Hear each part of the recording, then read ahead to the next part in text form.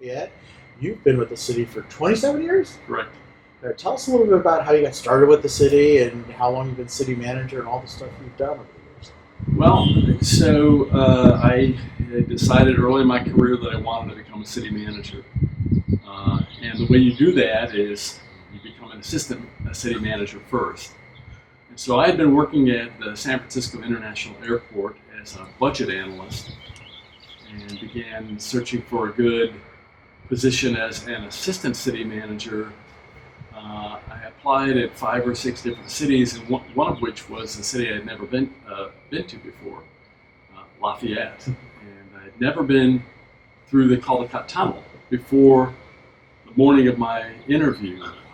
And I won't soon forget that day driving through the Caldecott Tunnel, coming out the eastern end on that scenic ribbon of highway and seeing the emerald green grasses with the native oak trees on the tops of the hills, and just that vista as you look through the valley that makes up Orinda and Lafayette all the way to Mount Diablo, and just thinking, man, boy, I'm not sure I've ever seen a place as beautiful as this. And I was very happy when I was offered this job to work here. And what month was that? That would have been, I believe, March of 1990. Right, so I worked for the then city manager at the time, a fellow named Bob Adams, who was just a fine guy. He set a very great moral example for the city. He was just cleaner than clean, one of the most ethical people I've ever had the opportunity to work with or for. And he hired me to run the business side of the organization, finance and budget and personnel and investments. And I did that, and I did it for 6 years. And then one day he came into my office and he said, hey, I've taken a new job as the city manager of Manteca, and so there's an opportunity for you perhaps to apply to become the city manager here. And so you might want to make a few calls to council members, and so I did. And the council at that time was very generous. They decided to let me try it out, and they didn't call for other applicants. They just awarded the job to me, and that was in October of 1996. And I've served as the city manager since then. So it's about coming up on 22 years. Wow, that's fantastic. So we're talking about incorporation and stuff like that. And obviously you joined the city after incorporation took place. But tell me about your recollections of how the city became incorporated. I know there were a few elections before it actually happened. Right. So, right, I'm not the historian. Somebody else could answer those questions. But my understanding is that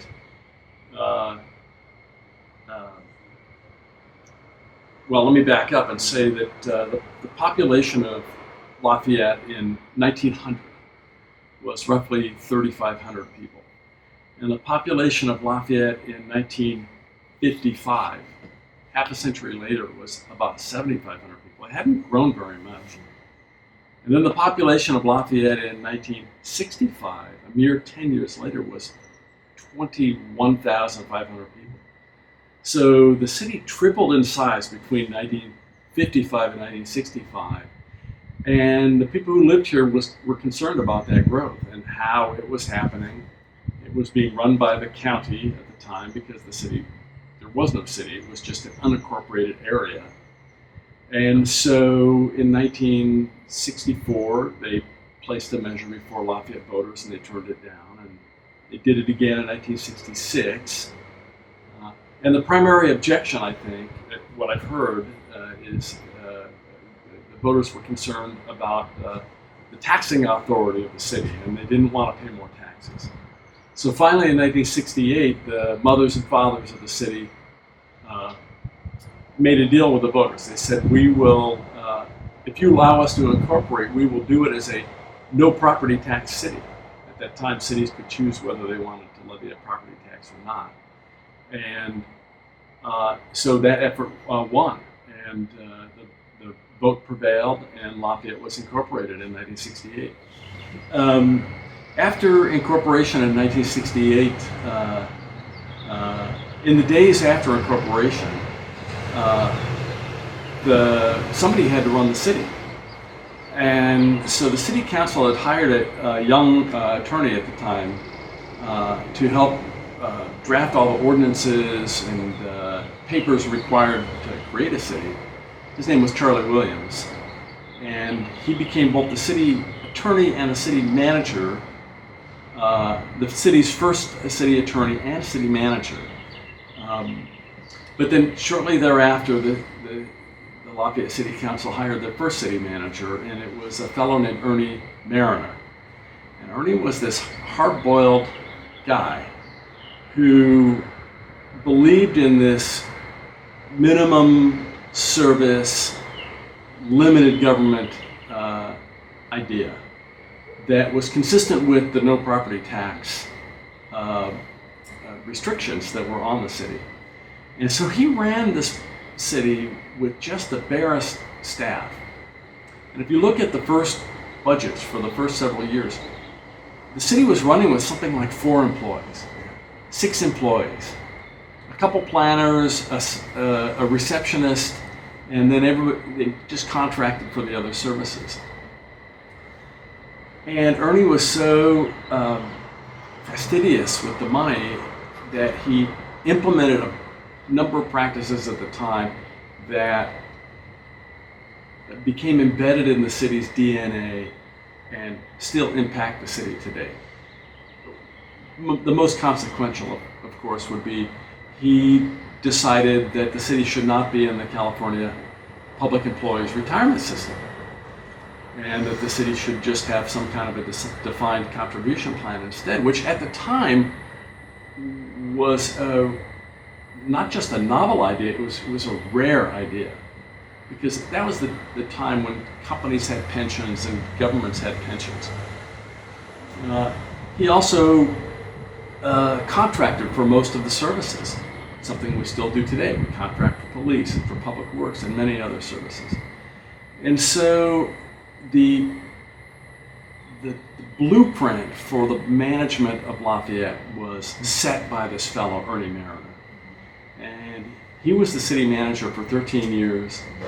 And I think it's fair to say that every single one of his successors has lived in the shadow of Ernie Mariner, myself included, certainly, for sure.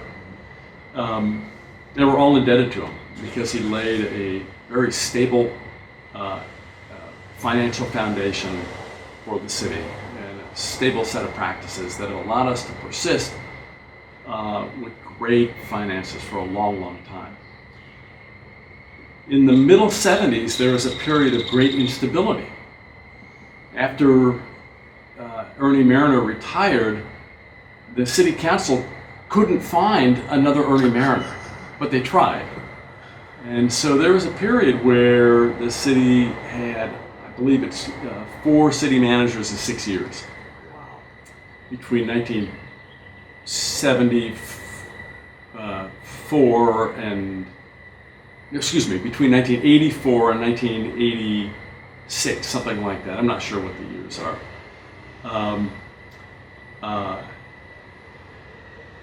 Some managers barely lasted for 8 or 10 or 12 months, and then they moved on to a different and better place for themselves.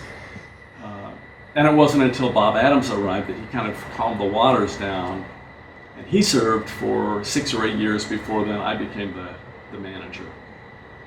People may not know, just put it in context, that, the importance of a city manager. Well, one, maybe you should say what a city manager does, and also the fact that our elected officials don't get paid. They're all volunteers. So you need a staff to carry out their wishes. So maybe just you could explain that in a couple sentences. So Lafayette adheres to what's called the council manager form of government. Many people, perhaps most people, think that the cities are run by the mayor. That's a very common perception. But in California, most cities have what's called a council manager form of government, where the city council is elected They serve either as volunteers or receive just a small stipend for their work. Lafayette was incorporated with a council manager form of government. Many people think mistakenly that most cities are run by mayors, but in California, most cities have what's called the council manager form of government, whereby the voters elect city council members who serve as volunteers or just get paid a small stipend. And their job is to make broad policy decisions for the city. And then they hire a professional manager whose job it is to implement those policy decisions. And so that's the job of the city manager. You listen carefully to the city council, you take the policy direction that they provide at city council meetings, and then you work with your department heads to execute those policy decisions. I think one thing that is surprising sometimes to people is when they learn that city council members do not supervise department heads. City council members, the mayor does not supervise the police chief or the public works director or the planning director. That's the city manager. And so the city manager serves as what I like to think of, it sits in the neck of the hourglass with the city council above and the staff below, and everything kind of funnels through the city manager's office. And so it's a very important position, and it's a very exciting position because you're literally in the middle of every single policy decision that the city council makes. Okay, good. This is fascinating for me, of course, because I'm being a new guy, I'm getting this living history, and it's being told to me, and it's really great. So I want to switch gears just slightly here, and we're going to come back to something. I remember my first day, you drove me around.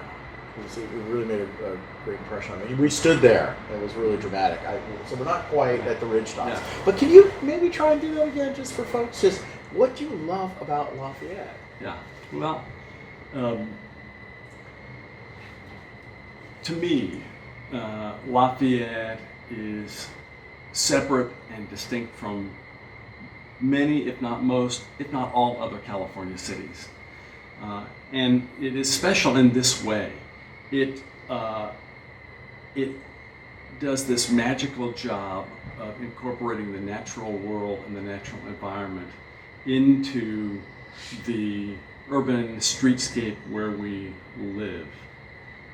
Other cities talk about this, but Lafayette actually does it. We talk in the general plan about how Lafayette is a city of parks, and it's a city of trails, and it's a city of interconnected trails and parks that surround a vibrant urban downtown. And it's a remarkable place. I can't think of another place, as a for instance, where you have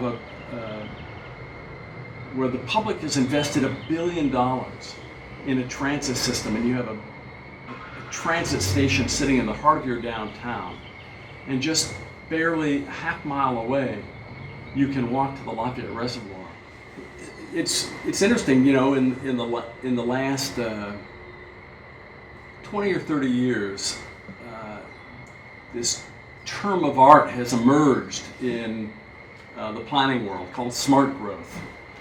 And smart growth can basically be summed up as to say, you're going to preserve the natural spaces to the greatest extent possible, and then densify and put the living spaces in those areas that have already been developed around transit cores. Well, this is something Lafayette was doing 50 years ago. We were way ahead of what is now considered the vanguard. And we just did it because it seemed to be the right thing to do, given our geography and topography, and also given what people told us they liked about Lafayette. And that was the easy access to these amazing wildlife corridors and open spaces. But they also liked being able to walk downtown and get a good restaurant meal. I feel like when I became the city manager, the city was moving out of its adolescence. I feel like Ernie Mariner was the city manager who birthed the city. He was the first manager and really got it going, and like I said before, he set the blueprint. And then there was this awkward period of adolescence where there were a lot of managers that came through, and I feel like I've been the guy who was here during the time that the city moved into its kind of young adulthood and its maturity. We established a lot of systems. We built a lot of facilities. We developed a lot of new parks for the people to enjoy. And the thing I'm most proud of is the way we did it. One thing I tell my staff, I tell the people I work with, is that it's this phrase that I use a lot, and I like to say that it's amazing what you can get done if nobody worries about who gets the credit. And what I've seen here is that our greatest accomplishments, whether it was building the community park or the Buckeye Fields or the Veterans Building or the Lafayette Library and Learning Center, or the Lafayette Plaza, or improving the downtown, these were efforts that were led by many people and where there were contributions from everybody. The library is the famous one, where basically everybody in town has some kind of a hand in building this place, and it's a monument. It's amazing. But there was no one person who gets all the credit, and that makes it all the better because everybody can share in that in the joy of what Lafayette has become. If you go all the way back to incorporation, so here you had this city that was incorporated with no property tax revenue. It was essentially broke from the day it started.